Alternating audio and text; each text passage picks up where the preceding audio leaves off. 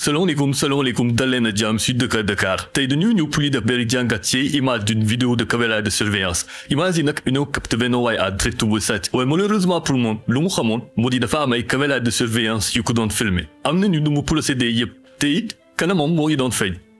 borom place yi bu mu gisee ne dafa am ay affaire yu manqué ci biir place yi ci la dem daal di xool vidéo yi daal di gis waa ji yi mu ni gi nag waa ji ñoo ngi koy wër nañu dem seetaan vidéo bi mais balaa noonu ñoo ngi leen ñaan ngeen abonné wu ngeen like vidéo bi te it ngeen partagé ko sur ce nañ dem.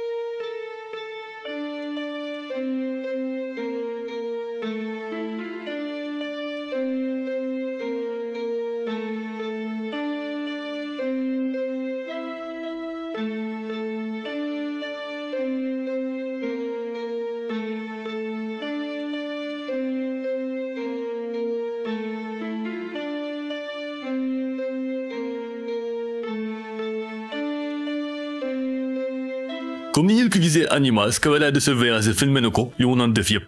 fii nii borom place yi erreur bu mu def moo di dafa bàyyi marchandise am mu exposé wu de trop loolu su fekkee ne mu ñàkk moo di gën a renforcer surveillance yi moo di da ngay am koo xamante ne danga koy teg pour mën a surveiller clients yi di dul wax yi di génn mel mi nag moo yi nii ñu ngi ñaan ngeen partager vidéo bi pour ñu mën ko identifier te like ko sur ce ñooy waate ba beneen sur Dakar Dakar.